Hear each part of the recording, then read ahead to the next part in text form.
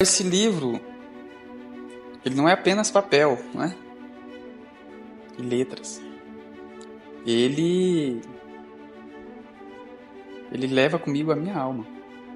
Que apesar de ser contido da minha pessoa, ele também revela a alma daquela pessoa que lê e que gosta do texto que está aqui. Meu nome é Luiz Magno Alencar, sou ludovicense de nascimento, luziense desde 1986, professor, blogueiro, diácono da Igreja Católica Apostólica Brasileira e também poeta. Enquanto poeta, eu tenho um pseudônimo. Meu pseudônimo, meu nome artístico é Walter de Alencar, uma homenagem feita ao meu bisavô, que também era poeta.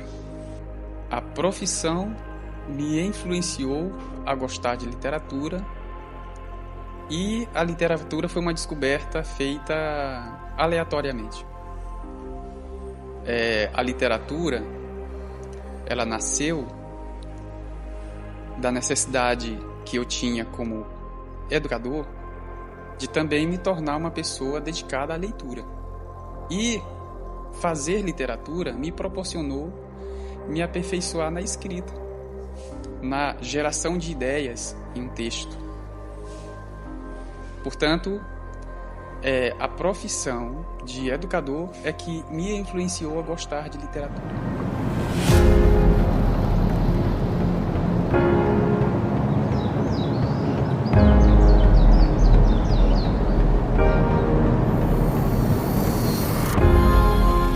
Então, eu sou a Cleonilce dos Santos, sou poetisa, sou professora, mas a história do meu avô, ela me incentivou sim.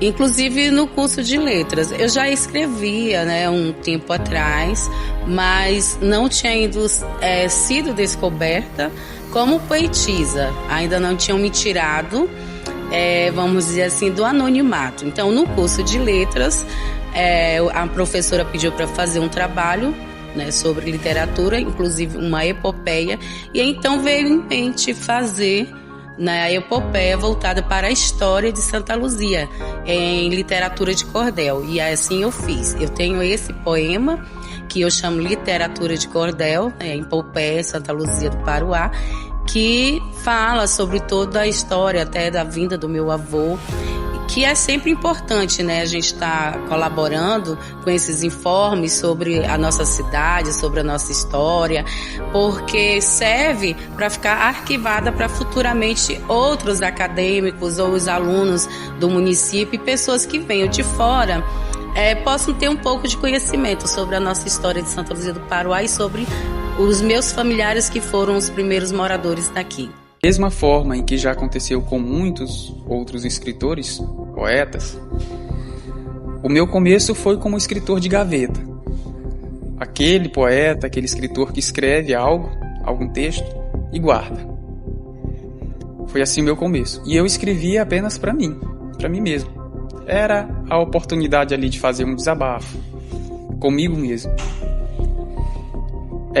Ocorre que quando eu resolvi passar esses textos que eram manuscritos para o computador, pessoas da minha família, uma prima, Daniela Alencar, que agora é médica, ela me estimulou a lançar esses textos porque ela disse que eram textos publicáveis.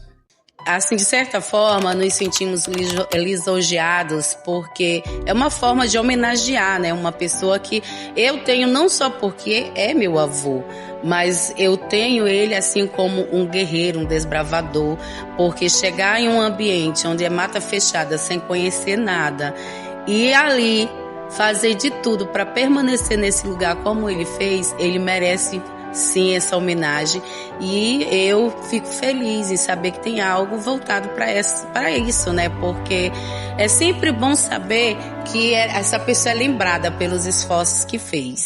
Eu sou muito grato a Deus por morar em Santa Luzia do Paruá, porque a cidade de Santa Luzia apareceu num momento da minha história de vida que foi crucial para que eu pudesse ter uma continuidade. Eu perdi a minha mãe aos 9 anos de idade. E foi justamente nessa época que apareceu Santa Luzia do Paruá.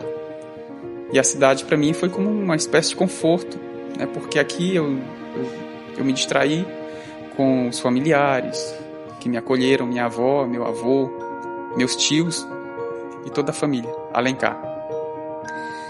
E esse alento me fez continuar, por isso a minha poesia ela também expressou no seu começo o amor pela família e o amor pela cidade.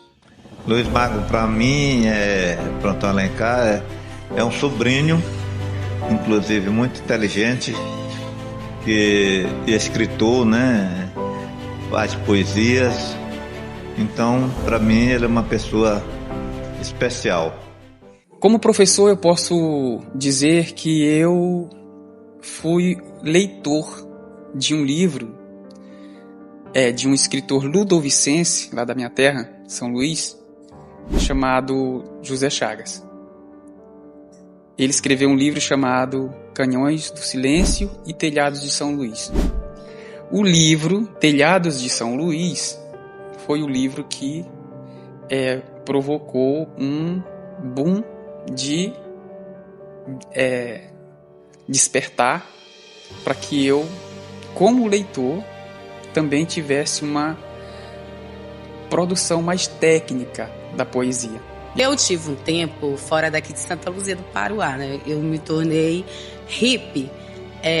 As pessoas falam hippie, mas o meu companheiro na época falávamos que nós éramos artesãos viajantes, né? Que eu também trabalho com artesanatos. E nessas viagens que eu fiz fora daqui de Santa Luzia do Paruá, um grupo de anarquistas, os punks, me influenciaram também na escrita, porque eles faziam, né, os seus poetas, faziam seus escritos. E então eu tive a oportunidade de participar de um lançamento de um livro que eram vários autores reunidos num teatro em Pelotas. E foi um colega meu, que nós chamamos ele de Caveira, né, um apelido carinhoso, mas o nome dele é Antônio. Então ele me fez esse convite e eu fui. A partir desse dia, eu olhei e aí eu digo, nossa, por que eu também não estou colocando os meus poemas, né, no papel? Eu, enquanto professor, quis levar aos meus alunos textos que fossem textos de qualidade, que estivessem dentro de um padrão retórico, literário, que correspondesse às regras, né? Que são colocadas para que um texto seja literário e também seja emocionante. Aqui no Maranhão, no estado do Maranhão, nós temos vários poetas que eu já vim conhecer depois que eu estava no curso de letras. É engraçado isso, mas os que eu conheço já vim conhecer no curso de letras. E sim, todos artistas, poetas, escritores incentivam quando nós temos algo dentro de nós que ainda está oculto e às vezes nos sentimos incapazes de escrever. Quando nós vemos outras pessoas escrever, a gente diz, nossa, eu também sou capaz. Só falta começar, né? Nós temos aí Guimarães Rosa, nós temos outros nomes que eu poderia estar citando, que acaba aqui incentivando, né? Nós temos o nosso escritor aí do Cortiço, que eu gosto demais, amo o Cortiço, sempre que eu tenho oportunidade eu passo trabalhos para os meus alunos voltado para essa obra, porque de certa forma é uma obra que denuncia coisas assim, comportamentos sociais, que eu geralmente também gosto de fazer nos meus escritos, né? E aí então acaba aqui me incentivando. A literatura e o desenvolvimento são duas coisas que estão presentes na história da humanidade. Você pode ver que quando houve o Renascimento, o movimento humanístico, as cidades europeias se desenvolveram, né? Então o conhecimento ele anda lado a lado com o desenvolvimento. Não há como separar essas duas coisas. Uma sociedade ignorante, ela não se desenvolve. Portanto, a gente perceber que hajam políticos, educadores, pessoas que estão em posição de poder, de dignidade, na direção da comunidade, essas pessoas estimularem poetas, escritores, pensadores, cientistas, todas as pessoas que promovem, né, o desenvolvimento da leitura, da produção literária, está contribuindo ao mesmo tempo com o desenvolvimento de uma cidade. Portanto, é dessa forma que eu acredito que desenvolvimento e conhecimento devem andar sempre juntos e andarão. De repente, me pego a imaginar o ir e vir das pessoas pelas ruas, nas diferenças de cada uma. Mas lembro-me que as diferenças são as próprias pessoas que criam entre nós. Seria tão fácil viver nesse mundo se as pessoas tivessem a consciência da realidade que somos todos iguais. E que a verdadeira diferença que existe são as diferenças de bens materiais, onde alguns têm menos, outros mais. E algumas pessoas são tão egoístas que preferem criar essas diferenças se manter distante uns dos outros do que dividir o amor platônico para sermos iguais. Este poema é da professora Cleonilce.